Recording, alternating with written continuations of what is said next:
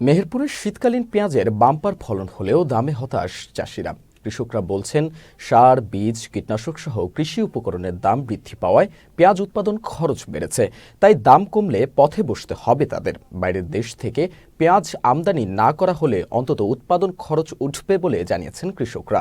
বিস্তারিত প্রতিনিধি রহিদুল ইসলাম রাসেলের পাঠানো তথ্য ও চিত্রে ডেস্ক রিপোর্ট।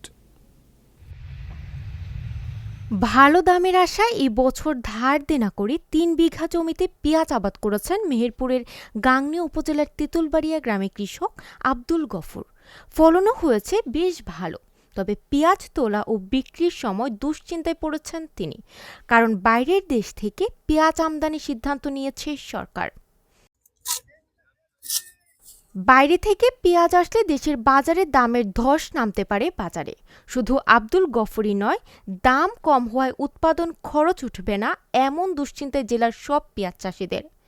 চাষিরা বলছেন, এবার সার, বিষ, কীটনাশক সহ কৃষি উপকরণের দাম বৃদ্ধি পাওয়ায় প্রতি কেজি পেঁয়াজ উৎপাদনে খরচ পড়েছে 15 থেকে 20 টাকা। এখন হঠাৎ দরপতনে মোটা অঙ্কের টাকার লোকসানে পড়তে হবে তাদের।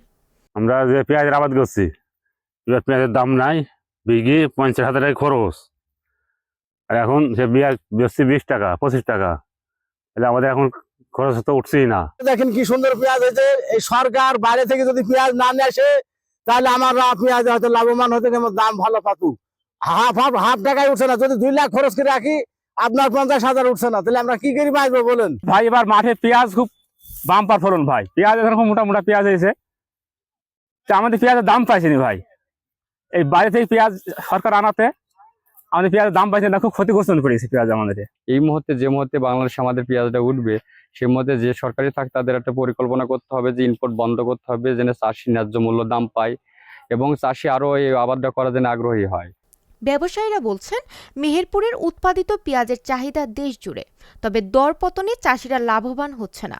যেরকম পেঁয়াজের বাজার বাংলাদেশ এখন বর্তমানে আপনার বিঘা প্রতি কাঠা প্রতি ফলন আসছে 8 মণ 7 মণ 6 মণ করে ফলন আসছে। যদি কোনো বাইরের দেশ থেকে যদি কোনো পেঁয়াজ না আসে, তো বাংলাদেশের যে পেঁয়াজের বাজারটা আছে, চাষি লাভবান হবে।